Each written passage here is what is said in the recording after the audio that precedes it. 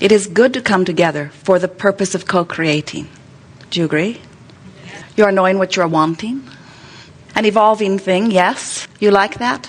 You like how as soon as you achieve one thing, there's something more you want? And you are especially enjoying that interim between wanting it and getting it? That's the best part, yes. That's not really a trick question, because we don't need to trick you to feel the contradiction in your vibration. But we want you to understand that what you wanted most of all when you made the decision to come forth into this time-space reality was that feeling of desire calling you forward. And when you remember that, when you, from your physical format, remember that, then that discomfort goes away, because it takes all question about whether you will achieve it or not away. Because, of course, you know you will achieve it. It's not a matter of if. It's only a matter of when. And when is only about how much time it takes you to get into alignment with what it is you are wanting. But we give those words to you not to beat you up with them, because we're not saying if you want it and you believe it, it will be, therefore you should get right on with the believing part of it, because we understand that your beliefs have come about gradually, that you have been assimilating life around you, that you've picked up on the habits of thought of those who you've been born to and those that you are interacting with. And so we know that you have been an offerer of thought and therefore an offerer of vibration, and that law of attraction has been responding to your vibration. And so you have proven to yourself many things. You've proven factually, evidentially, things about things you really want and appreciate. You've also proven things about things you do not want. And so you are surrounded with the conditions and evidence and facts of your vibrational offering. And that's where your beliefs have come from.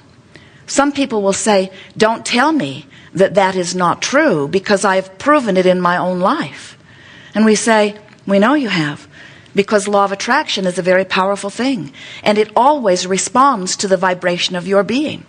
And so those things that you have predominantly given thought to, whether you thought them up on your own by being out there in the desert all alone and just observing your own experience and coming to those conclusions, or whether you have been surrounded by others who already had proven those things to themselves. There are a lot of people who've proven the fact of cancer before you even got here. There are a lot of people who've proven the fact of poverty before you even got here. Just as there are people who have proven the fact of clarity and abundance and well-being and thriving. And so, as you look into your environment and you are exploring the conditions that surround you, and you are objectively observing those conditions, if you're like most people, you've activated a whole lot of things in your vibration. Many of those things you want, and many of those things you do not want. We have come forth, as we have promised you that we would, to remind you that you are the creator of your experience, and that you live in a universe that is attraction-based, and that the attraction is responding to the vibration of your being, and that the vibration of your being is because of the thoughts that you think. And while the majority of you think the thoughts that you think in response to what you are observing, there are other ways. There are advantages to thinking thoughts in response to what you are observing, because there are many wonderful things for you to observe. But if you are one who observes just because it's there to observe it, then you are creating by default a good deal of the time, because you're observing things you clearly do not want. You're activating those things in your vibration. The more you do that, the more they come to you, and the more they come to you, the more you believe them, and the more you believe them, the more active your vibration is, and the more active your vibration is, the more they come to you. And then you ask questions like, am I not worthy? Was I bad in a past life? Was I born in the wrong religion or to the wrong people? And we say, no. You're just thinking about things you don't want to experience long enough that you're activating them in your vibration long enough that law of attraction is responding to them and giving them to you. It's just purely and simply a response to your vibrational offering. So you don't have to just observe and offer, as most people do, the majority of your vibration in response to what you're observing. Things move forward very slowly under those conditions. You observe what is, you offer a vibration of what is, and you get more of what is.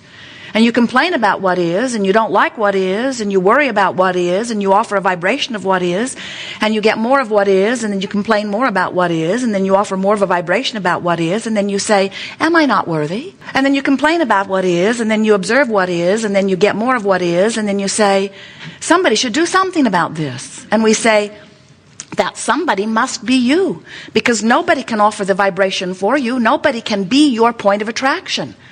Oh, they can influence it. They can be something so powerfully and be so close to you that you cannot help but see them.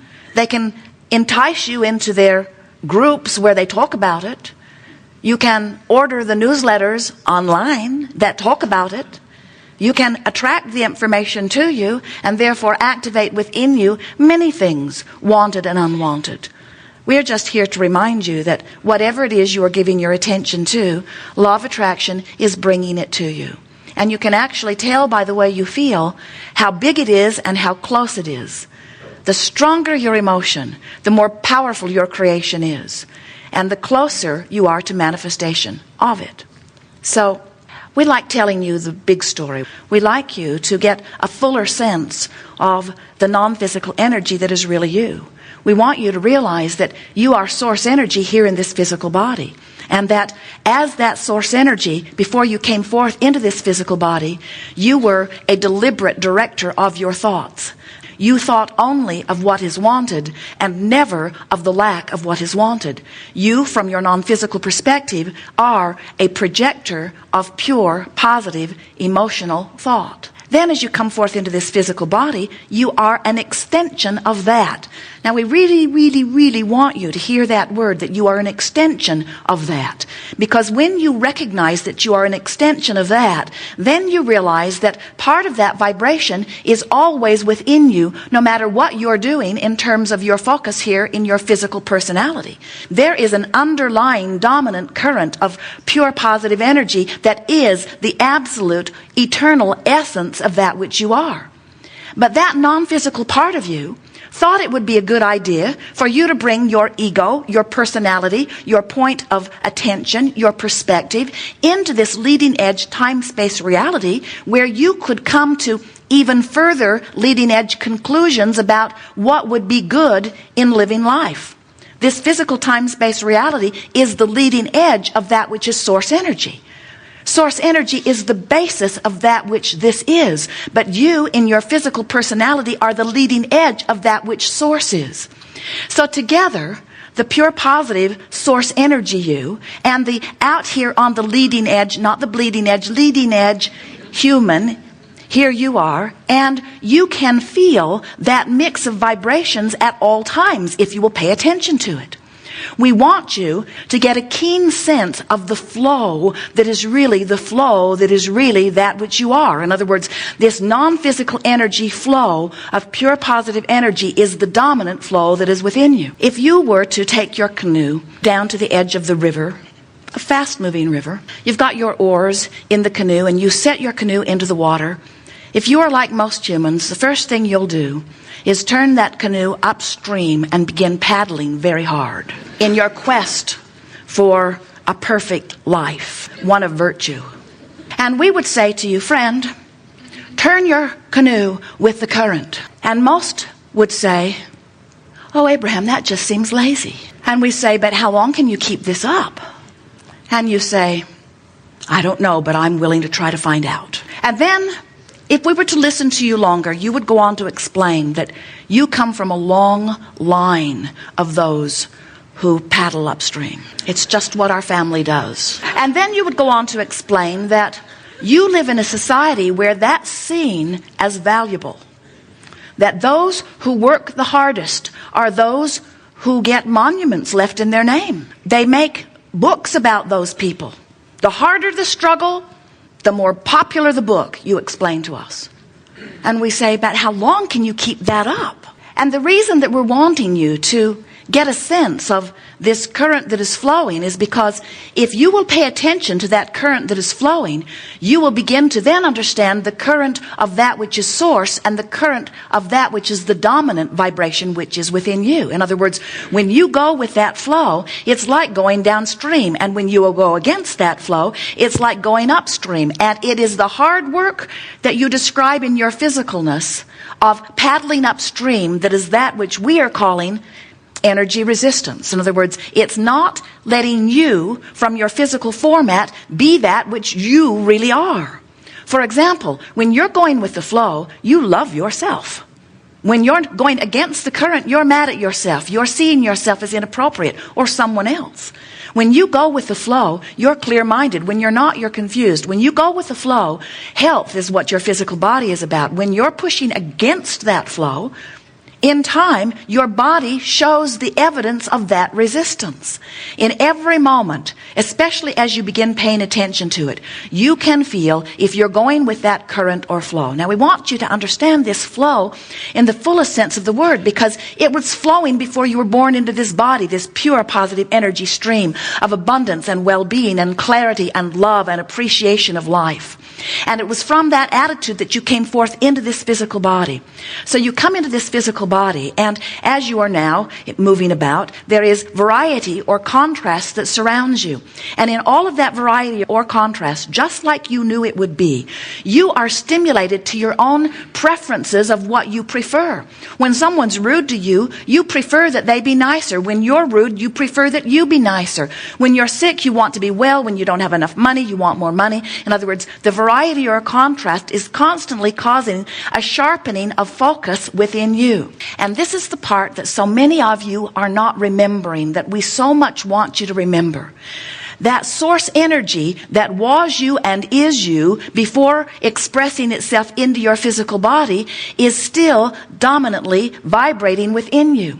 So when your life causes you to ask for something beyond what you have right now, source energy goes into immediate vibrational agreement with that. That's why we can write a book and be accurate about it when we say, when you ask, it is given. And we would like to take that even further. Not only when you ask, is it given, but when you ask, the larger part of you vibrationally becomes that which you are asking for. Can you hear that? You can't ask a question without source immediately going directly to the answer and offering the vibration of it fully.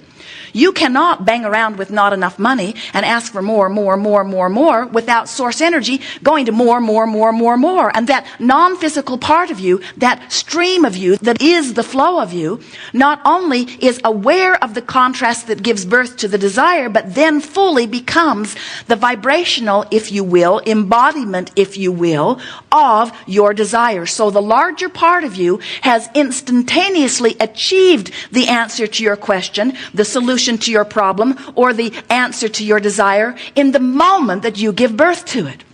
You, in your physical format, are causing source to become, just like source knew would happen, more. And source is so sure that no one could know more clearly than you what is best for you. No one could more accurately define the leading edge of your experience than you. And so source, even if you are a one-celled organism, source is allowing you to have exposure to the experience and is becoming the vibrational extension of that which your life has caused you to become. Oh, friends, that's flow.